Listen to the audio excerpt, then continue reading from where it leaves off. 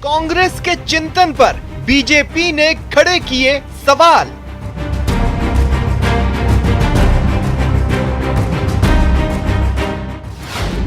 BJP ने कहा कांग्रेस के चिंतन ने आम आदमी को किया निराश। ये जो है अंध परिवार भक्ति कांग्रेस को इस तरह से लेकर के डूबी है और उसको डुबाने का और अधिक गहराई में डुबाने का काम गहलोत साहब कर रहे हैं। कर्ज माफी और कानून व्यवस्था की बदहाली जैसे मुद्दों पर होना चाहिए था चिंतन। ये होता कि वो इस बात की समीक्षा करते कि हमारा राजस्थान जो देश की सांस्कृतिक राजधानी था, जो नारी के सम्मान के लिए पूरे विश्व भर में प्रसिद्ध था, उस राजस्थान को रेप कैपिटल बनाया। बच्चियों के प्रति दरिंदगी का जो है सबसे बड़ी घटनाओं का राजस्थान को केंद्र बना दिया। लॉ एंड ऑर्डर फेल्योर से लेकर के सरेआम हत्याएं, राह हत्याओं का केंद्र बना दिया। कांग्रेस ने अपनी बदहाली के कारण ढूंढने की नाकाम कोशिश कर की खाना पूर्ति। चिंतन शिविर में यदि कांग्रेस पार्टी ने इस बात की चिंता की होती कि जो वादा उन्होंने 4 साल पहले प्रदेश के किसानों से किया था कि संपूर्ण कर्ज माफी करेंगे, आज राजस्थान के 9 लाख किसान जो हैं वो अपनी जमीन बैंक द्वारा नीलाम किए जाने की प्रक्रिया से त्रस्त हैं। कांग्रेस के नेताओं को अपना चाल चरित्र चेहरा सुधारने की जरूरत। चिंतन शिविर में बैठ करके वो इस पर चिंता करते कि ये कांग्रेस बेलगाम क्यों हुई है, क्यों उनके नेता बेलगाम हुए, उनका आचरण और व्यवहार क्या है, उनका चाल चलन और चरित्र क्या है, तो मुझे लगता कि शायद कांग्रेस पार्टी पर कहीं लोग विश्वास करते। बीजेपी के हमलों को कांग्रेस बता रही बौखलाहट।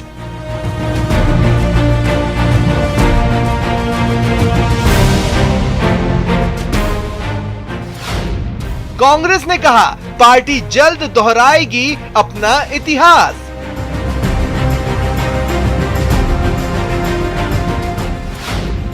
चिंतन पर सवाल।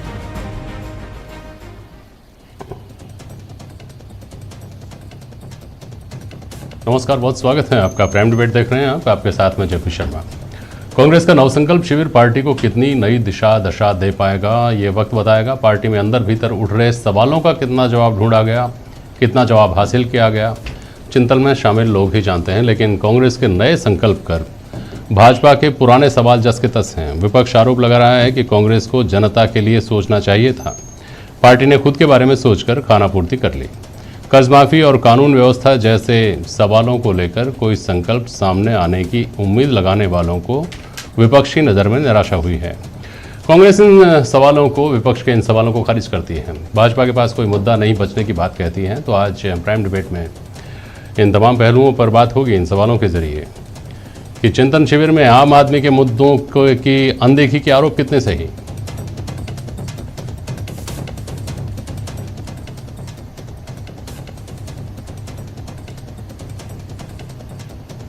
क्या कर्ज माफी और कानून व्यवस्था जैसे मुद्दों पर जवाब खोज पाई कांग्रेस,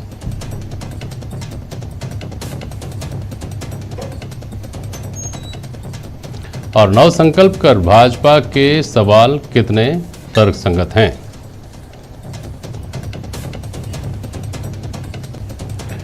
वरिष्ठ पत्रकार मिथिलेश जैमिनी हमारे साथ, गजेंद्र सांखला जी हैं कांग्रेस के प्रवक्ता, और रामलाल शर्मा जी हैं भारतीय जनता पार्टी के विधायक और प्रवक्ता। बहुत स्वागत है आप सभी का। रामलाल जी, पहले आपके पास आ रहा हूं, क्या कमी, क्या खोट दिखाई देती है आपको कांग्रेस के नव संकल्प शिविर को लेकर, वहां किए गए चिंतन को लेकर? देखिए जेपी शर्मा जी, 2 बातें हैं। एक बात यह कि कांग्रेस पार्टी अपनी रीति नीति तय करती है, अपने संकल्प लेने का काम भी करती है, संकल्पों को दोहराने का काम भी करती है, लेकिन धरातल के ऊपर वो समय आता है तब उन संकल्पों को वो भूल जाती है। वो परिस्थिति के अनुसार, समय के अनुसार निर्णय करती है। उसके अंदर वो सारी चीजें जो नीतिगत निर्णय किए जाते हैं उनके आधार के ऊपर कांग्रेस पार्टी कभी नहीं चलती। दूसरा, संकल्प चाहे कितना ही ले ले, जब तक कांग्रेस पार्टी परिवारवाद से, वंशवाद से अपनी दूरियां नहीं बनाएगी तब तक इस पार्टी का उद्धार नहीं हो सकता। और तीसरा यह कि प्रदेश के हालात जो बने हुए हैं उन हालातों के ऊपर भी अगर चिंता और मनन इस बात के किया जाता कि भरत सिंह जी ने जो सवाल खड़े किए थे, और सवाल इस बात के किए थे कि प्रदेश के अंदर भ्रष्टाचार की गंगा बह रही है, लूट चल रही है, क्या इस लूट और भ्रष्टाचार के ऊपर भी चिंतन शिविर के अंदर चिंता जाहिर की जाएगी, या इसके ऊपर भी कोई चिंतन होगा? लेकिन इन तमाम मुद्दों को नजरअंदाज करते हुए सिर्फ और सिर्फ गांधी परिवार तक इसको चिंतन रखा गया।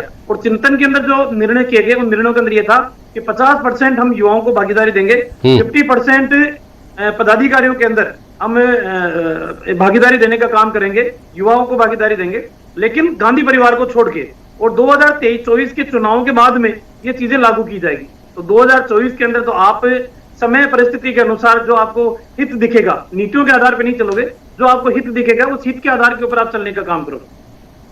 अच्छा, ये था कुल मिलाकर। ठीक है, सांकला साहब से बात कर लूँ, फिर आपके पास आता हूँ, इनकी टिप्पणी ले लूँ। बोलिए सांकला जी। देखिए सर, 3 दिन के चिंतन शिविर के अंदर कांग्रेस पार्टी ने पूरी जिम्मेदारी के साथ इस बात पर कि कांग्रेस को किस तरह से रिफॉर्म किया जाए, किस तरह से समाज के बड़े बड़े तबकों को जो लंबे समय से कांग्रेस से दूर हटे हैं उनको वापस कांग्रेस के अंदर जोड़ा जा सके, इसके ऊपर कांग्रेस ने बड़ा मंथन किया। और इसके साथ साथ ये भी था कि कांग्रेस का आम लोगों के साथ जो संवाद के अंदर दूरी पैदा हुई है, उस दूरी को पाटने का काम करने के माध्यम से हम भारत जोड़ो एक अभियान चलाएंगे, हम पदयात्राएं करेंगे, कश्मीर से लेकर कन्याकुमारी तक। हम नौजवानों को 50% से अधिक भागीदारी सुनिश्चित करेंगे जिनकी उम्र 50 साल से कम है। इसके साथ साथ हम महिलाओं को, दलितों को, आदिवासियों को, कमजोर वर्ग को भी प्रतिनिधित्व जो है वो जो हम हमेशा देते आए उससे अंदर थोड़ा इजाफा करेंगे और वो अमली जामा पहनाया जाए, ये जरूरी है। एक पद पर अगर कोई 5 साल तक कायम है तो उसको 2-3 साल के लिए गैप दे करके नए लोगों को काम पर आने के लिए हम मोटिवेट करेंगे। इन कुछ महत्वपूर्ण बिंदुओं के ऊपर चर्चा हुई है। और जहां तक राष्ट्रीय अध्यक्ष का सवाल है, राष्ट्रीय अध्यक्ष पर कोई विशेष चर्चा इस दौरान नहीं हुई। उसका कारण ये है कि कांग्रेस का चुनाव प्रक्रिया पूरी चल रही है। 15 अप्रैल को कांग्रेस की तरफ से सदस्यता अभियान कंप्लीट हुआ है और अब पीसीसी के सदस्यों का, एआईसीसी के सदस्यों का, ब्लॉक अध्यक्षों का, प्रदेश की कार्यकारिणी, जिले की कार्यकारिणी और उसके बाद प्रदेश अध्यक्ष और उसके बाद राष्ट्रीय अध्यक्ष का चुनाव अगस्त के माह में होना है। तो वो एक सुचारू प्रक्रिया है जिस प्रक्रिया के द्वारा ये तय किया जाएगा। भारतीय जनता पार्टी की स्थिति यह है कि वो हर समय चुनावी बोर्ड में रहती है, चाहे वो केंद्र की सरकार में हो चाहे राज्य की सरकार में। आज महंगाई से लोग त्रस्त हैं, 1007 रुपए का सिलेंडर हो गया, इनके ऊपर कोई असर नहीं है। आज अर्थव्यवस्था चरमरा रही है, डॉलर के मुकाबले रुपया लगातार गिरता जा रहा है। जब ये भाषण दिया करते थे नरेंद्र मोदी जी कि अगर रुपया गिरता है तो देश के प्रधानमंत्री की साख गिरती है, अब देश के प्रधानमंत्री की साख नहीं गिर रही, उसकी साख बढ़ रही है। देश के अंदर पेट्रोल और डीजल आज आंख बूंद करके और कंपनियां बढ़ा रही है। देश के अंदर अडानी और अंबानी की संपत्तियों का कंपटीशन चल रहा है, कभी अडानी आगे कभी अंबानी आगे। इन मुद्दों पर भी बात कर लेंगे, लेकिन उन्होंने जो सवाल उठाया कि जो आपकी स्थानीय समस्याएं हैं उनके ऊपर आपको बात करनी चाहिए थी। स्थानीय समस्याओं के लिए रामलाल जी आता हूं आपके पास। हाँ, स्थानीय समस्या के लिए राजस्थान की सरकार तत्पर है। भ्रष्टाचार का मुद्दा उठाया, मेरे ख्याल से आजाद हिंदुस्तान के अंदर राजस्थान में जितने इन 5 सालों के अंदर भ्रष्टाचारी पकड़े गए हैं उससे पहले नहीं पकड़े गए।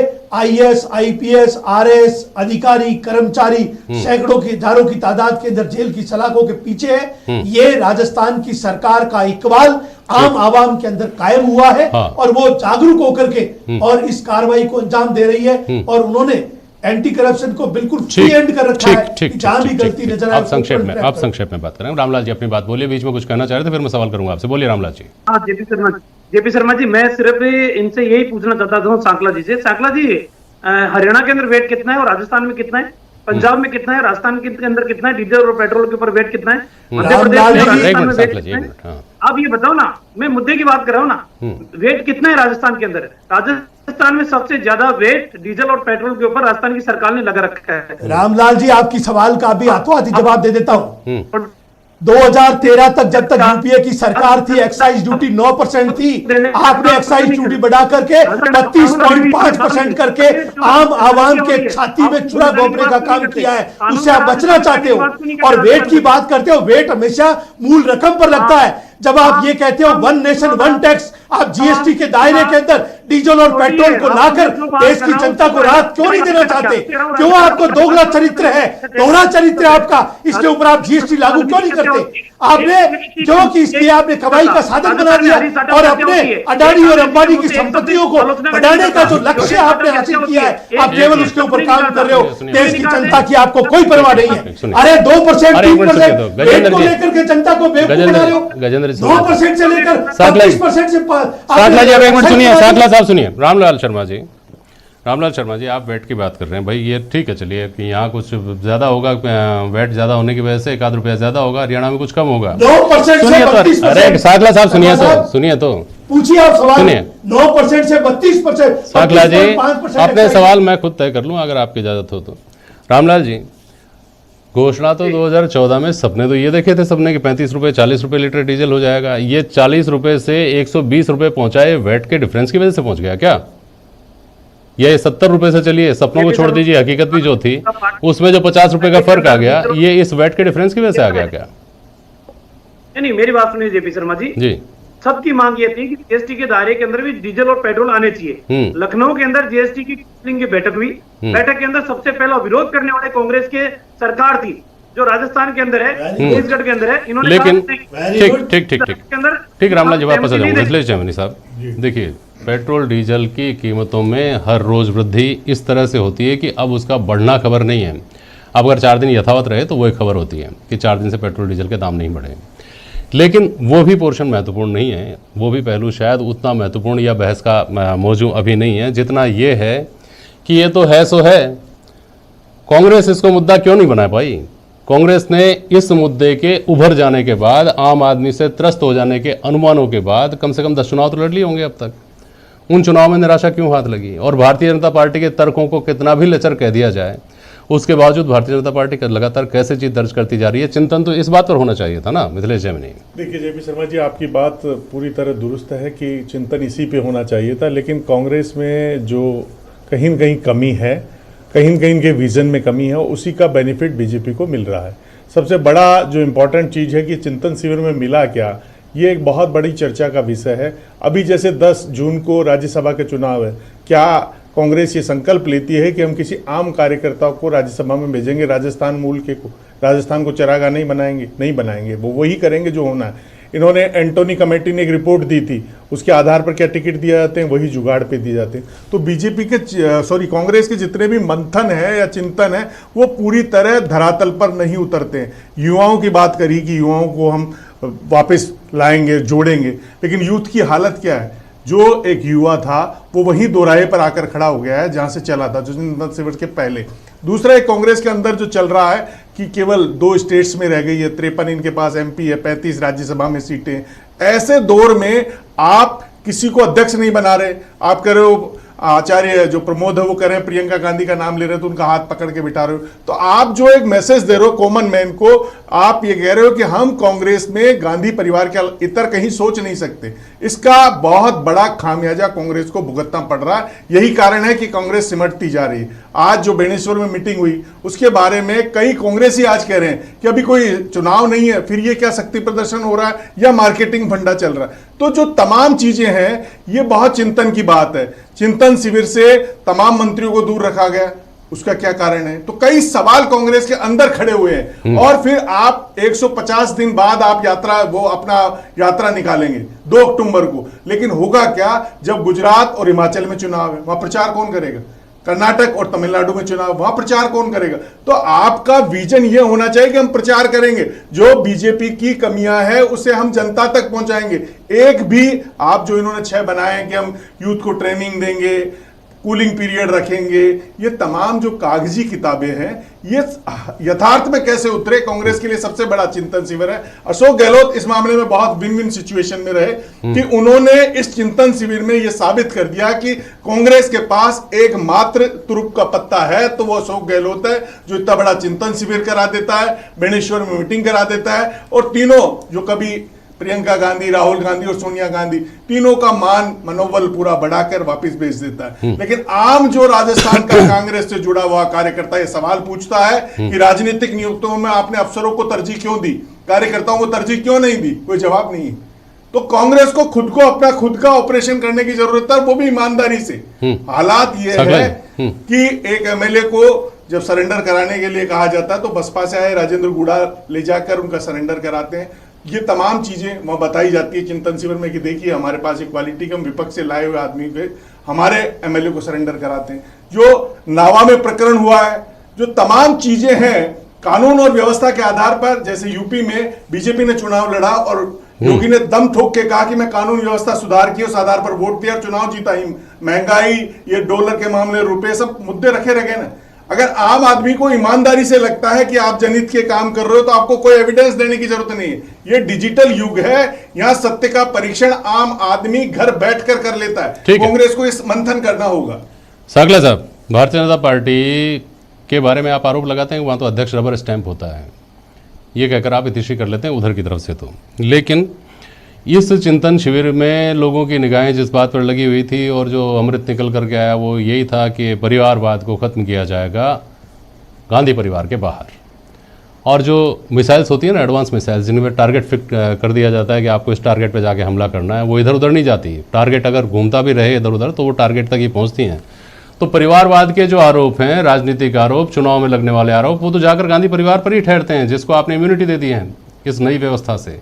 जो कि आप कह रहे हैं कि साहब अभी तो सदस्यता अभियान पूरा नहीं हुआ था, बहुत जल्द अध्यक्ष बना। सबको पता है अध्यक्ष किसको बनाया जाएगा। सांखला जी, सर परिवारवाद का आरोप, इनको तो आरोप लगाना है। हाँ, मैं आपसे जानना चाहता हूं कि पिछले एनडीए गवर्नमेंट से पहले 10 साल तक लगातार यूपीए की सरकार थी, आपके सामने मनमोहन सिंह जी प्रधानमंत्री थे, कौन वहां पर परिवारवाद की स्थिति थी? अगर वहां परिवारवाद का चाहते, क्या राहुल गांधी जी को दूसरी टर्म के अंदर प्रधानमंत्री? तो जो रबर स्टैंप के आरोप आप इधर लगाते हैं वो उधर लगते थे ना उस वक्त? नहीं, कोई स्टैम्प की बात नहीं है। देश अगर आर्थिक रूप से, आर्थिक रूप से संपन्न है तो वो आज मनमोहन सिंह जी की आर्थिक नीतियों की वजह से सुधर रहे देश। अरे भाई साहब, ये बहुत बड़ी बात है जिसको कि देश स्वीकार करेगा इस बात को। आर्थिक मंदी के अंदर, सुनिए मेरी बात, सुनिए सांखला जी, इस बात से खुश मत होइए, इस बात की चिंता करिए। 2004 में इतने आत्मविश्वास में थी भाजपा सरकार की शाइनिंग इंडिया, इसका नारा दिया गया था, याद है ना आपको? फील गुड चला था 2004 में। क्या हुआ 2013 में? आप फील गुड आप कर रहे थे, आप ये कर रहे थे कि पूरी दुनिया में मंदी की मार थी लेकिन हिंदुस्तान बच गया। क्या हुआ 2013 के चुनाव का परिणाम? तो आप ये कहकर तब अगर उसका फायदा नहीं ले पाए तो आज उसके 10 साल बाद जब चुनाव होंगे तब आप उसका क्या फायदा ले पाएंगे? इस बात की चिंता करनी चाहिए आपको मेरे ख्याल में। मिथिलेश जी बोल रहे हैं कुछ, बोलिए। शर्मा जी, मैं एक बात और कहना चाहता हूं कि राजस्थान के प्रदेशाध्यक्ष गोविंद सिंह डोटासरा को राहुल गांधी से मिलने में 2 साल लग गए।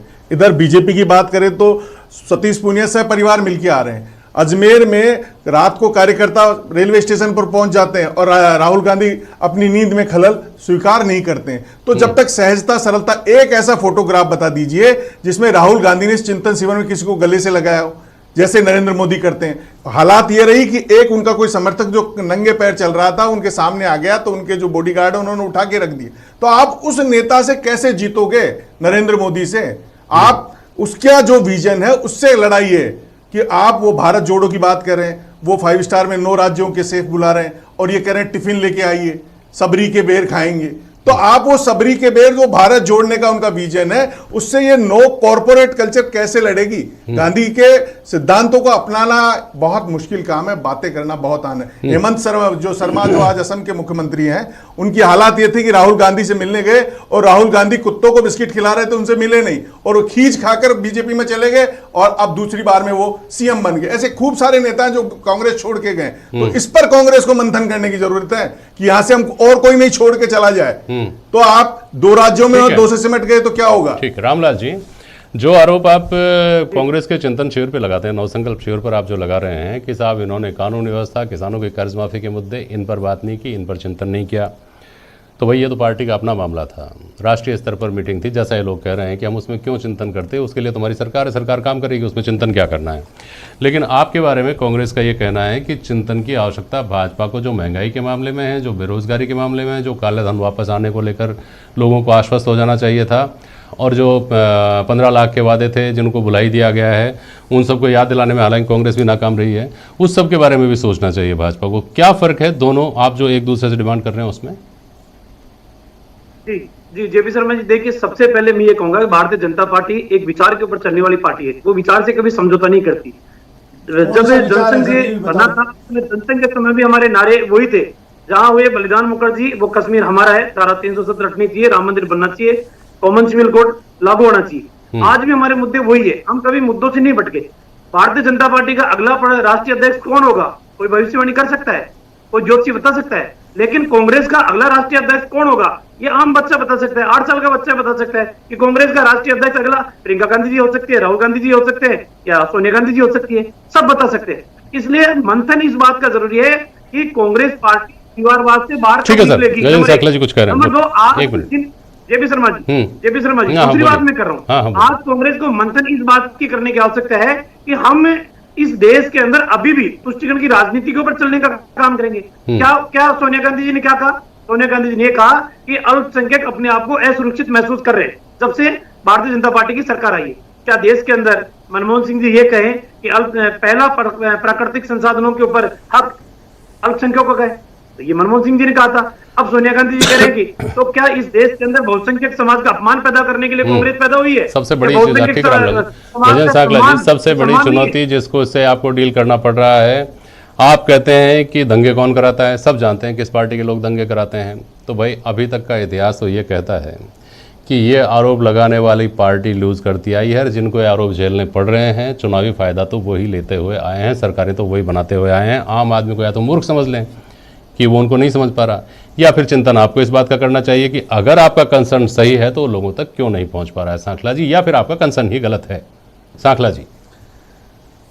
भारतीय जनता पार्टी गलत आरोप लगा करके कटघरे में कांग्रेस को खड़ा करना चाहती है, लेकिन हिंदुस्तान की जनता भी इस बात को समझती है कि आज ये मूल मुद्दों से भटकाने के लिए कभी ये 3 तलाक की बात करते हैं, कभी ये पुराने मंदिरों की बात करते हैं। ये कॉन्स्टिट्यूशन के अंदर इस बात को गठित किया गया था जब कॉन्स्टिट्यूशन बना कि बाबरी मस्जिद के अलावा जितने भी मंदिर, मस्जिद, जितने भी धर्म स्थल है वो 1947 की पोजीशन के अंदर रहेंगे। ये बात हमारे कॉन्स्टिट्यूशनल एग्रीमेंट के अंदर शामिल है। उसके बावजूद भी इनको मूल मुद्दों से कि महंगाई से लोग त्रस्त हैं, बेरोजगारी से 15 लाख खाते में नहीं पहुंचे, आज 2 करोड़ रुपए 2 करोड़ रोजगार प्रतिवर्ष लोगों को नहीं मिला। इन बातों पर बात करने की बजाय कभी कहते हैं उस मंदिर को चेक करो, कभी कहते हैं उसके हत्याखानों को चेक करो, कभी कुछ करो, आदमी का ध्यान भटकाने की कोशिश करते हैं। जो गंगा जमुनी संस्कृति देश की है उसको प्रहार करने की कोशिश करते हैं और इनको गाए बगाए इन सांप्रदायिक दंगों की वजह से ध्रुवीकरण करके और बार बार इस बात को हिंदू धर्म को बदनाम करते हैं कि वो कमजोर है। एक मिनट मिथिलेश जैमिनी साहब, कांग्रेस को भारतीय जनता पार्टी से लाख शिकवा शिकायत हो सकता है, उसका स्वर्णिम इतिहास जो वो कहती है कि हमारा इतिहास बहुत स्वर्णिम दौर रहा है, ये रहा है। इस सब के अलावा क्या उन रीजनल फोर्सेस की तरफ नहीं देखना चाहिए जो आज भी भारतीय जनता पार्टी के लिए या तो अपराजय बनी हुई हैं या फिर सबसे बड़ी चुनौती बनी हुई हैं, चाहे वो उत्तर प्रदेश में मुलायम सिंह की पार्टी हो, चाहे बिहार में लालू प्रसाद और नीतीश कुमार, झारखंड मुक्ति मोर्चा झारखंड में, और कर्नाटक में, मध्य प्रदेश में चले जाए, महाराष्ट्र में चले जाइए, उड़ीसा में चले जाइए, नवीन पटनायक वहाँ के सर्वमान्य नेता हैं। मतलब मेरा कहने का ये है कि पंजाब से लेकर के और दूसरे तमाम राज्य, हिंदी के 4-5 जो राज्य हैं उनको छोड़ करके आज भी सीधी लड़ाई कांग्रेस से नहीं है। कांग्रेस वहाँ लड़ाई से निकल गई है, वहाँ दूसरी पार्टियाँ हैं। उन पार्टियों ने कैसे अपने आप को इस भाजपा की आंधी में अपने आप को अपराजय बना रखा है या चुनौती बना रखा है, इससे तो सीखा जाना चाहिए ना कम से कम। देखिए जेपी जी, ये सबसे इम्पॉर्टेंट चीज़ है कि आप रीजनल पार्टी की पावर को नहीं समझ रहे हैं। इस चिंतन शिविर में कहा कि हम जो रीजनल पार्टी उनसे समझौता नहीं करेंगे, लेकिन हालात यह है कि पंजाब में आम आदमी पार्टी ने कांग्रेस को बाहर किया, दिल्ली में बाहर किया, और राजस्थान में भी अगर तीसरा विकल्प मजबूत आता है तो राजस्थान में भी कांग्रेस के लिए चुनौती पैदा हो सकती है। जो माइनॉरिटी का वोट था वो शिफ्ट होता जा रहा है, जिसमें ओवैसी है, आम आदमी पार्टी है, समाजवादी पार्टी है। ये कांग्रेस के समझ में नहीं आ रहा कि कांग्रेस के ऊपर ये रीजनल पार्टियां भारी होती जा रही है और इन रीजनल पार्टियों को रोकने के लिए कहीं न कहीं अब इनके सुर बदलने पड़ेंगे, बहुसंख्यकों के पक्ष में बोलना पड़ेगा। बहुत संक्षेप में एक बात और बोलिएगा जी। राहुल गांधी ने एक बात कही महत्वपूर्ण थी, उन्होंने कहा कि विचारधारा की लड़ाई, राजनीतिक जो लड़ाई, विचारधारा की जो लड़ाई है भाजपा की, वो क्षेत्रीय पार्टियों के साथ नहीं है, वो कांग्रेस के साथ है। क्या कांग्रेस इस बात का फायदा ले पा रही है कि आज भी विचारधारा की लड़ाई की जहां बात आती है राष्ट्रीय स्तर पर, वहां मुख्य पार्टी अगर कहीं खड़ी है मैदान में तो कांग्रेस ही है? देखिए, निश्चित रूप से कांग्रेस बड़ी पार्टी है, उसमें कोई शक शुबा नहीं है, लेकिन आम आदमी के जहन में उतरना, जिस तरीके से बीजेपी उतर रही है, जो अपनी बात को सीधे जनता के दिलो दिमाग में बिठा दी, है सबसे बड़ी चुनौती। कांग्रेस के पास ऐसे नेता होने चाहिए जो बीजेपी की तरह आम आदमी को समझा सके कि हम ये देंगे, आप क्या दोगे। आप कह रहे कर्ज हम बेरोजगारी और इनकी बात करें, आप राजस्थान के आंकड़े बताते रहे चिंतन शिविर में, हमने इतना रोजगार दे दिए, हमने ये कर दिया, हम ये कर करेंगे। कोई फायर ब्रांड पॉलिसी आप लॉन्च करते ठीक है चिंतन सर। शिविर में, जो पूरे देश में मैसेज जाता कि कांग्रेस खड़ी होगी। ठीक, नफा नुकसान चिंतन शिविर का, नव संकल्प का क्या रहता है देखना होगा। बहुत शुक्रिया आप सभी का आज प्राइम डिबेट में शामिल होने के लिए। आज के लिए बस इतना ही, नमस्कार।